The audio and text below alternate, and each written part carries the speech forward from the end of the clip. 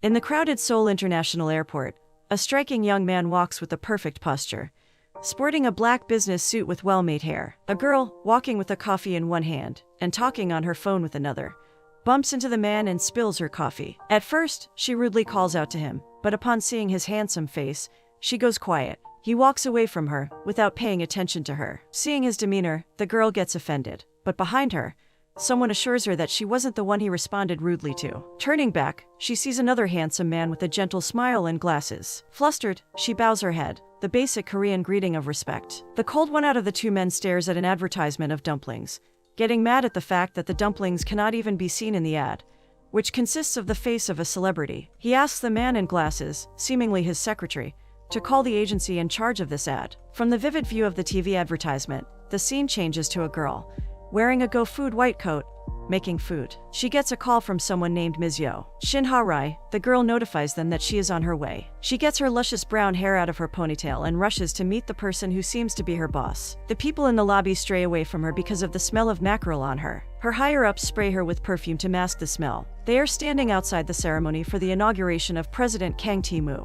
The girl who smells is a researcher at the same company, or so it seems. The group of 4 people walk inside and sit near the back. 2 of them gossip about the new CEO that is to join them, the girl claiming that she has heard he's really hot. The researcher who smells of fish jokes about the ugly chairman sitting in the front, stating that the grandson cannot be attractive if the grandfather isn't. The inauguration begins and the same person from the airport, the one who was wearing glasses, walks on stage. He introduces himself as Chief Secretary Cha Sung-hoon, who is here on behalf of President Kang. He is here to deliver President Kang's inauguration address in place of him. The crowd murmurs among themselves. The oddly rude action of the new CEO seems to have everyone baffled. Cha Sung-hoon reads aloud the message written by President Kang, which includes him telling the important executives to only meet him during business meetings and not for ceremonial functions. The scene changes to a golf course, where an old man seems to be agitated during his play. The people around him console him. It looks like he expected himself to be the next CEO, not President Kang. The man, Mr. Park, receives a gift from one of the people surrounding him and they all laugh. From the back,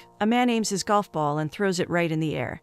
The ball lands perfectly in its goal. Seeing this, the group of people scream. There, walking to them in all his glory, is the new President Kang, known as Kang Tae-moo. Kang Tae-moo berates the older Mr. Park for various corrupt activities that he has been taking place in. In a threatening tone, he tells the man that he will be looking at company matters more closely. Tae-moo walks away, running a hand through his perfectly made hair as the sprinklers turn on behind him, soaking the group of people. Inside the Go Food building, the lady in red announces that they will be going to Auntie's street food for Ms. Shin's birthday. The girl who was cooking fish, known as Ms. Shin, bashfully exclaims that they didn't have to do anything for her birthday, but one of the coworkers says the team should stick together. Ms. Shin gets a text from someone, asking to meet her later. Ms. Shin beckons Ms. Yo to come closer and asks if she can skip tonight's team dinner. Ms. Yo asks if it's because of a guy, to which Ms. Shin gets surprised, asking how she knew. Ms. Yo cheekily says that Shin Ha-rai's soulless eyes are suddenly sparkling. Ms. Shin apologizes to her colleagues and promises to pay for the next dinner and leaves. On the train to the guy she is meeting,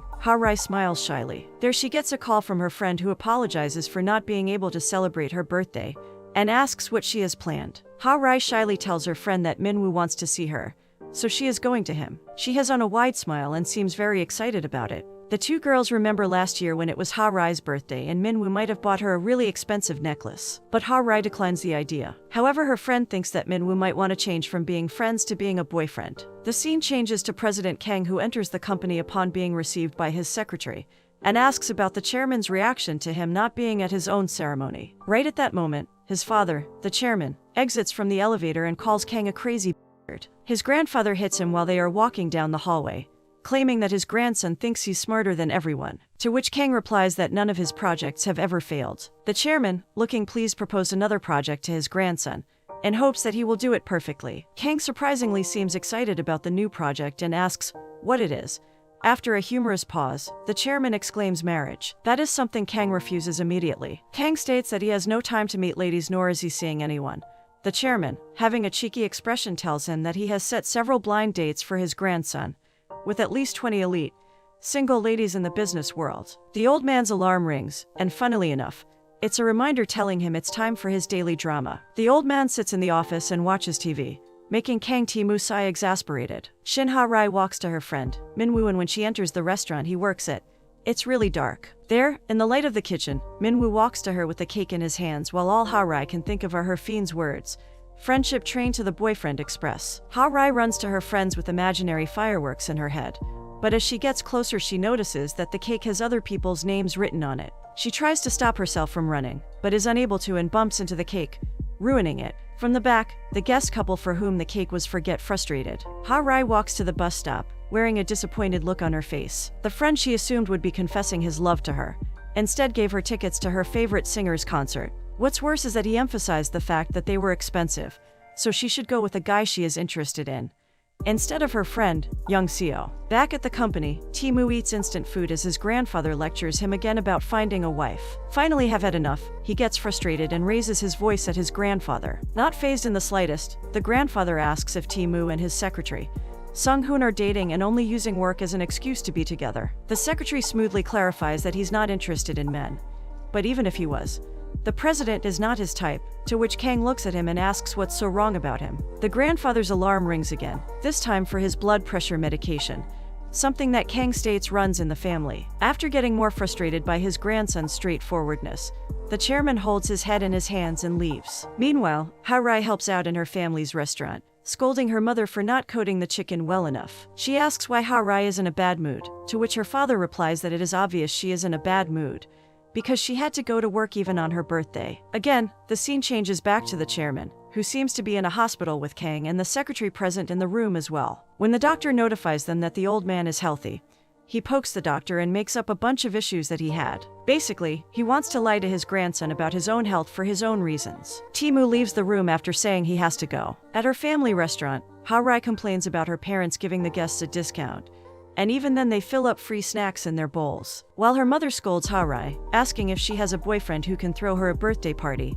there is a ruckus outside. The restaurant in front of them is fighting with Ha-rai's brother about leaving their restaurant trash in front of his place. The hot-headed mother loudly exclaims that the trash is full of fish bones, and they only sell chicken. There is a little shoving back and forth with the trash, and Ha-rai accidentally pushes a little too hard, making the man fall to the floor, while she stares wide-eyed. Back at the Shin household, they have a family meeting where they talk about the family's anger issues, minus Ha-rai's father. The mother scolds Ha-rai, saying that it was enough for her son Ha-min to fight, but she did not have to join in. Ha-rai's mother hits her and she angrily gets up and goes to her room. Inside the room, she remembers what Minwoo said, while handing her concert tickets, and sighs loudly. She falls into bed, covering herself with a warm-looking blanket for the night. The next morning, Kang has breakfast with his grandfather. Before he can get a word in, his grandfather cuts him off, saying that he got a call from Mr. Park. Tae-moo tells him that he plans to fire Mr. Park, against his grandfather's wishes. The chairman tries to stop it, but Kang is persistent.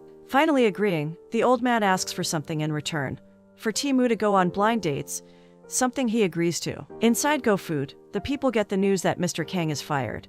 This sets in stone how strict the new boss is. Over lunch, Young Seo, Ha-rai's friend, hears about the blunder Ha-rai made last night, and laughs about it incredulously. Young Seo gets a call from her father. He tells her about the blind date she has to attend, something she is angry about. The girls walk to the date, as Young Seo tells her friend about her plans to marry the love of her life, instead of being stuck in an arranged marriage. She asks Ha-rai to go on the blind date instead of her, and the girls reminisce about how Ha-rai once pretended to be possessed when she went on a blind date in place of Young Seo. After a lot of cute convincing, Young Seo offers to pay Ha-rai, the offer which the long-haired girl cannot refuse. Kang's secretary notifies him of the blind date he will be going to, a coffee shop at Imperial Hotel with Jin Young Seo from the Marine Group. Kang says he's busy, but his grandfather had already seen that reply coming, and has asked Secretary Cha to cancel all of Kang's appointments beforehand. The secretary advises Kang to finally marry so they do not have to face such discrepancies in their work schedule. And hearing this, Kang Tae-moo gets an idea. Young Seo bring Ha-rai to a clothing store to pick out clothes for the blind date. After trying on several dresses, Ha-rai gets her makeup done by her friend and arrives at the coffee shop, looking dazzling. Kang Tae-moo arrives, and Ha-rai can't believe she has to mess things up with such a handsome fellow. But nevertheless, she starts her acting, pretending to be rude, until she sees his business card. That's when she realizes that she has met up with the CEO of the company she works at. She excuses herself to the bathroom and calls Young Seo. Upon seeing her reflection in the mirror, she gets an idea of running away. However, she is unable to. Her hands shake as she goes on to pretend to be a rude, rich woman. With an obnoxious voice, she says it's getting too hot, and takes her coat off, thinking to herself that no man likes a woman who shows too much skin. Next, she pretends to be obsessed with the luxurious branded products she has, thinking that men are turned off by women who are crazy about luxury goods. But as she looks towards Kang, he is busy on his phone and didn't notice her little act. Onto her final act, she loudly tells him that she is sad that he seems so uninterested in her, and says that it makes Samantha and Rachel very sad. Her babies that she spent a lot on afterwards, laughing loudly. Kang Tae-moo chokes a little on his coffee and hides his smile, and then says that he likes how honest she is. She sees that her acts aren't working and gets ready to pull out the big guns. She flirtatiously makes a roaring gesture at him and tells him that if he likes her, they should get a room. He stares surprisingly at her and then to her feet, which are shaking. He smirks. Contrary to her plan to scare him off, he actually does book a room, walking ahead of her as he smirks. While following him up, she accidentally bumps into a woman who grabs Ha-rai by the hair, introducing herself as Min-sik's girlfriend. The woman who grabbed Ha-rai claims that she was in a room with Min-sik an hour ago and now she's going with another man. Even after seeing the proof on the woman's picture, Ha-rai denies the claim, but the woman comes forward to attack her again. Kang stops her, telling her to keep her boyfriend in check because it takes two to cheat. He then leaves with Ha-rai and calls his secretary. Ha-rai realizes that it might be a good thing in fending off the blind date, so she continues the act. The woman follows Ha-rai and runs after her. Ha-rai bids Kang goodbye and runs, almost getting trampled over by Secretary Cha.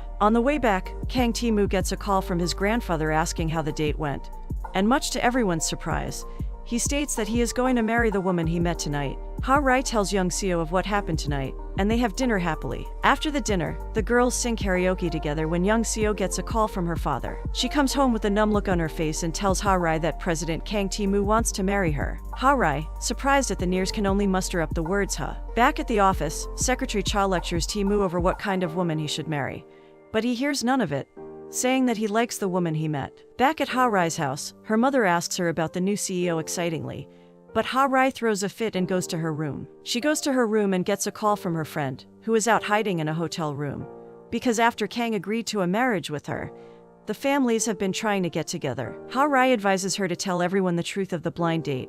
That would stop the talks of marriage as well. She worries if she will run into President Kang, but Young Seo assures that a regular employee will never run into the chairman. The next day, while running to work to get to her room before her coworker does, Ha-rai runs into Kang, the chairman and the secretary, quickly turning her head back before he sees and recognizes her. She hides her face with her hair and stands in front of the men, quickly getting out on the 10th floor, but dropping her ID card in the elevator. Kang Tae-moo reads her name off of it and calls out to her. She walks backwards and quickly takes her ID without looking back and runs away, leaving an amused chairman and a confused Kang, who repeats her name after she is gone. Inside his room, he searches her up and realizes that she was the employee that came up with a successful business proposal. But the grandfather wants to talk about Kang's marriage and pushes the topic of a blind date. Tae-moo assures his grandfather that he wants him to have grandchildren, and then boasts about himself and how nobody will ever reject him. Later, the old man talks to Secretary Cha about how Tae-moo lost his parents at an early age and didn't have many people to care for him as he was growing up. That's why he wants his grandson to have a family of his own. He says the same for Secretary Cha, telling him to get a girlfriend soon. Some time later, Ha-rai calls Young Seo and asks her to clarify to the Kang family soon so she can get out of this mess. After getting off the phone, Young Seo bumps into a little kid at the department store, who accidentally scribbles over her expensive suit. She does not get angry. Instead, she teaches the kid not to run around with a marker in a nice way. Coincidentally, Secretary Cha, who witnessed the whole scene, is impressed by the mysterious woman's patience, even though her dress looks very expensive. She leaves the store, forgetting her wallet and keys, and turns back to get them. And as she does, she runs into Cha Sung-hoon, whose face shines in the evening light. Young Seo's eyes light up as she stares at him with romantic music playing in the background. She imagines flowers all around her and acknowledges his beauty, stating that she has found her love. He hands her the drink she dropped and leaves. Young Seo gets a call from Kang Tae-moo, who wants to meet her. Young Seo once again tells Ha-rai to go in her place and reject the president. At first she blatantly refuses, but Young Seo guilt trips her friend into agreeing. Once again, Ha-rai is clad in expensive clothes, waiting for Kang to come so she can reject him. Kang walks to the girl who's sitting, noting the fact that he is calling Young Seo's number and it isn't ringing on the woman's phone. He asks if she has two phones and saves his number on her phone. Ha-rai calls him rude and asks why she would marry a man she only met once. After rejecting him, she walks out, leaving a very agitated Kang Tae-moo, who follows her outside and holds her arm, insisting that they get married. He gets close to her ear and says in a low voice that he is good at many things. After hearing this, she almost falls off the stairs, but he stares at her and persists that they go on 10 dates. Haughtily, Ha-rai refuses the offer again and runs away. While crossing the street, she sees her crush, Min-woo, crossing from the other side and in an attempt to hide herself, so he doesn't see her looking like this. She gets into a random car passing by. After she sits inside, she looks up to see that she has actually sat in Kang Tae-moo's car. They stare at each other with wide eyes. To continue watching the next episode, click on the video below or make sure to subscribe to get notified about it.